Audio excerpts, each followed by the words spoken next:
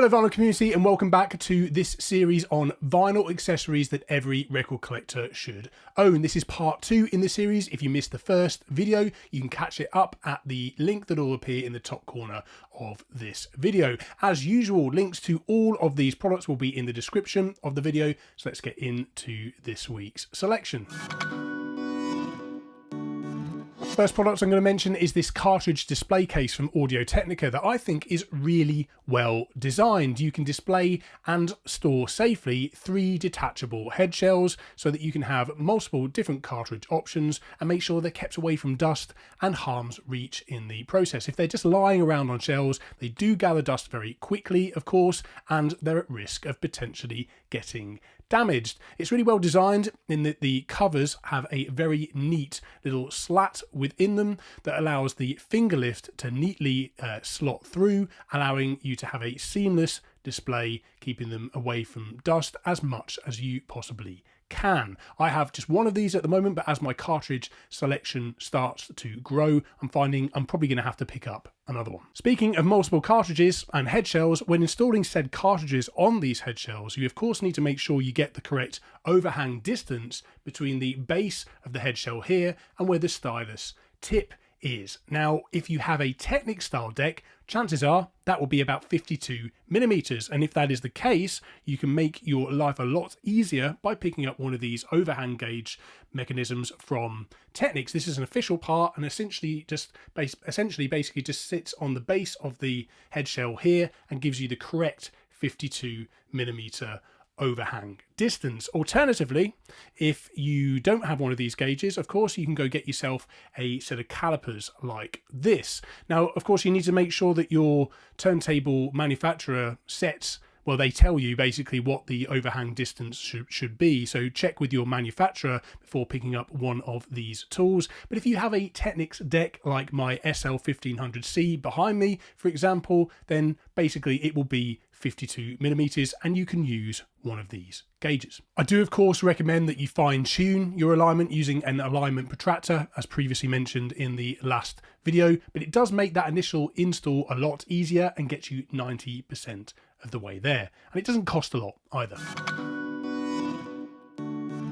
Next on my list is an LED turntable light. Now, most of you will probably be familiar with the model that's behind me here. If you've ever wondered, that is an Uber Light Flex, and it's made by a company called Reliable Corporation based in Canada. And as a gooseneck LED light, I've been really impressed with it. And I've had it for about 3 years now as a go-to behind my turntable setup here. When you move a lot of gooseneck LED lights, they're often a bit flimsy and you can't rely on the fact that they're not going to suddenly drop or move position. This one, you move it and it absolutely stays in place. You can also adjust the tone of the light from warm to natural or super bright, and you can change the actual brightness as well. I find this incredibly helpful for just actually close inspection of records, for seeing the kind of condition of them, seeing whether they're starting to build up any dust on the surface and need cleaning, for example. But it also just creates a really nice atmosphere in the listening space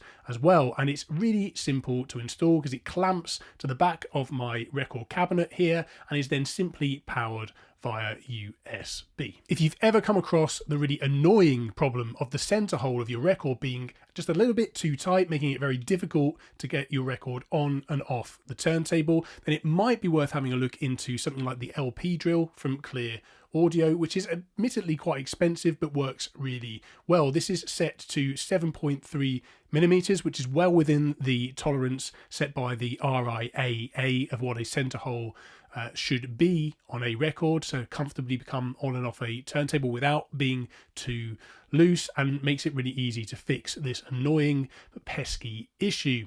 As I say, it is quite expensive, so an alternative is to go get yourself a 7.3 standard millimeter bit off of Amazon. You can get them from less than $10. I've even heard some people say they just use a pen or a pencil to slightly widen the hole. Now, I think this probably depends on how severe the problem is. I've come across some records though that were so tight that it feels like I'm going to either rip the platter off the turntable whilst trying to remove the record, or I'm going to damage the record in the process. So I find this to be a really useful tool to have. But as I say, a nice alternative and a bit of a hack is to just go get yourself a standard 7.3mm bit.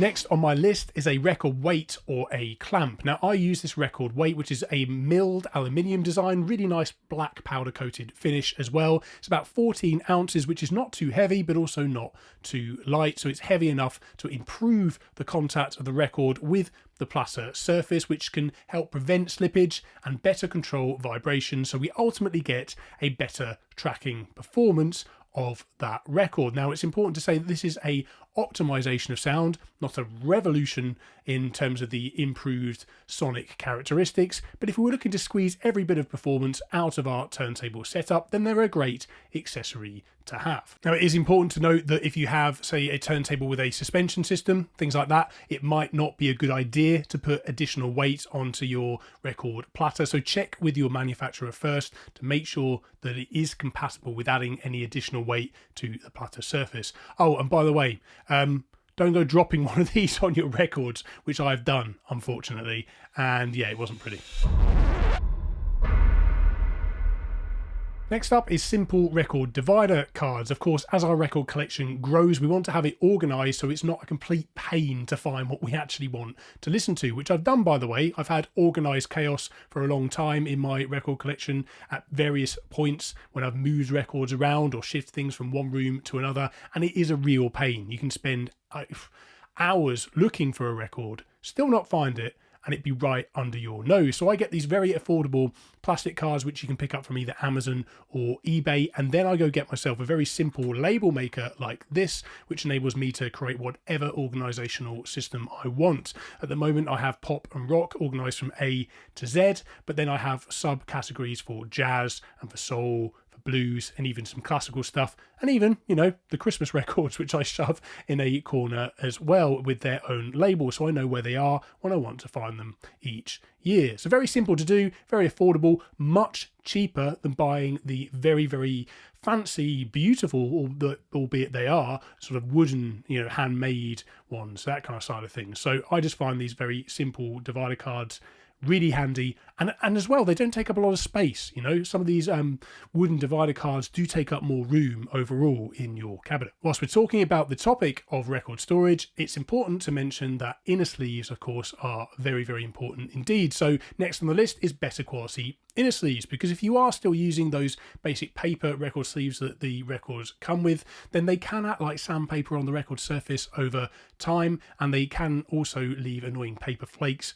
over the record surface. So I started out with the MoFi sleeves as an upgrade to these over the years, and they've been very popular for many, many years, to the point where there are now many copycats, and I found over time that the best copycat versions are the vinyl storage solutions versions, and the reason they're better is that they're twice as thick as the MoFi design, which means they're less likely to crumple and crease over time, which is one of the things actually about the MoFi designs that a lot of people complain about. So this improves on that by being thicker and just feels more premium in the process. So with turntable setup, I've mentioned cartridge alignment protractors, but I've not yet touched on how to set things like VTA or Azimuth, assuming your turntable has adjustments for these. So that's the vertical tracking angle, the height of your tone arm, which then in effect dictates what the stylus raking angle will be. That's the angle at which the stylus actually tracks the groove. Now this is a bit of a can of worms, but most people agree that a good starting point is to get the tone arm level, parallel with the platter surface. People then go further and adjust with things like microscopes to get that perfect 92 degrees tracking angle based on how records are cut, but that is a topic for another day, as I say, a bit of a can of worms. But you can get a little acrylic block like this one here, which will make it much easier for you to achieve a parallel line of your tone arm across that record surface, and also check when you're looking dead on straight to your cartridge that it's not crooked in terms of the azimuth going this way or that way. So I recommend getting one of these as a very basic starting point for setting things like VTA and azimuth. And if you want to go down the rabbit hole of, you know, stylus raking angles at a later date, you can do so, and we may well do on this channel at a later date. So that's part 2 of vinyl record accessories complete. If I do a part 3, what accessories have I not covered yet that you think should be in that video? Let me know down in the comment section as always. You can support this channel further through Patreon for exclusive content every single month. You can also support me further with the discount codes in the description of this video that give you money off vinyl gear from my partners and sponsors at no extra additional cost to you. I get a very small commission and I appreciate your support. If you're new to this channel, please do consider subscribing. I'd love to have you on board my vinyl journey with you guys. I will see you in that next video, but until then, keep enjoying the music, keep spinning, and take care.